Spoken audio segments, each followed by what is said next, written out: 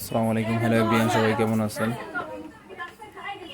আজকে এশিয়া কাপের final match, যেখানে মুখোমুখি হবে ইন্ডিয়া পাকিস্তান। যে ম্যাচটি দেখার জন্য দেশ বিদেশ থেকে হাজার হাজার ক্রিকেট প্রেমী টিভির পর্দায় তাকিয়ে থাকবে।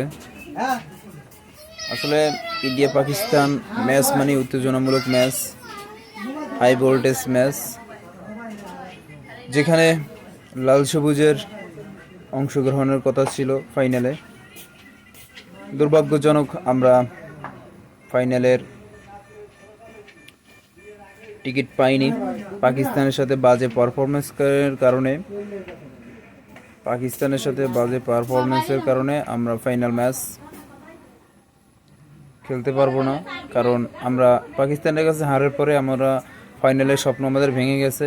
গাদার দলেরা যে খেলা দিছে, আসলে ওদের থেকে এই ধরনের পারফরমেন্স আমরা আসলে কখনো কল্পনাও করা যায় না যে আমরা আজকে ফাইনাল খেলতে পারতেছি না। আমাদের স্বপ্ন ছিল ফাইনাল খেলবো এবং চ্যাম্পিয়ন হব, আর সেই ধরনের টার্গেটও দিতে পারে নাই যে আমরা এই ম্যাচটা কী করবো না, আমাদের হাতের বাইরে চলে গেছে। ওরা 130-এর মতো টার্গেট দিছে, সেই রান আমরা শেষ করতে পারিনি। আমাদের গর্দবের দলেরা, আমাদের সোনার ছেলেরা, আমাদের মায়ের দোয়া ক্রিকেট টিমের বৎসরা, তারা এই রান কী করতে পারে না, শেষ করতে পারে না, যে কারণে আমরা ফাইনালের স্বাদ কি গ্রহণ করতে পারিনি। যেখানে পাকিস্তান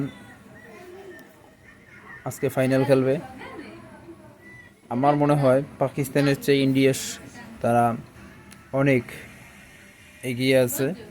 ব্যাটিং, বোলিং, ফিল্ডিং সব দিক থেকেই তারা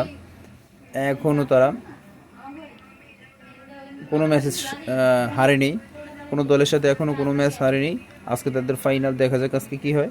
তবে ইন্ডিয়া অনেক শক্তিশালী দল, এটা আর বলার কিছু নেই। কারণ ইন্ডিয়া যে ব্যাটিং, অ্যাটাক, যে বোলিং, যে ফিল্ডিং, সব দিক দিয়েই তারা স্বয়ংসম্পূর্ণ।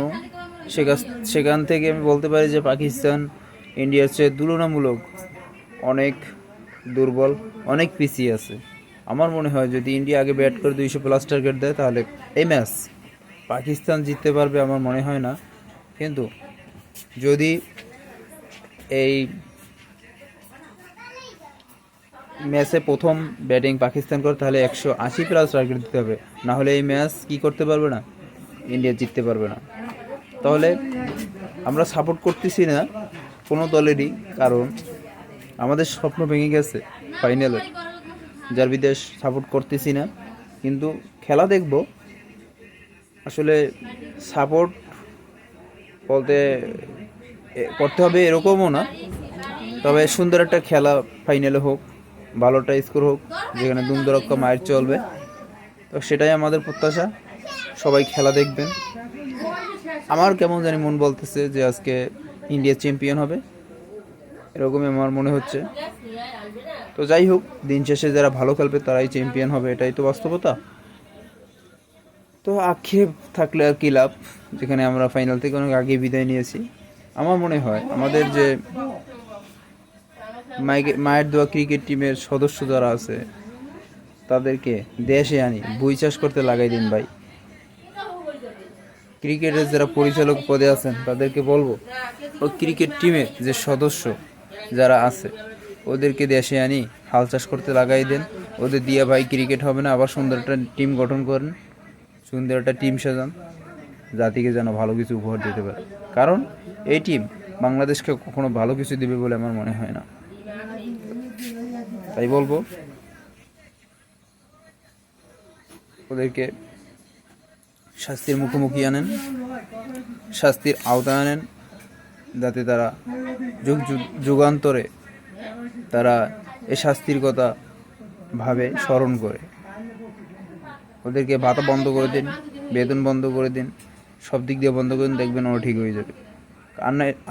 আর না হলে তারা কেমনে 18 কোটি মানুষের হৃদয় ভেঙে দেয় এভাবে। মামুলি একটা টার্গেট, ছোট একটা টার্গেট আমরা শেষ করতে পারি নাই।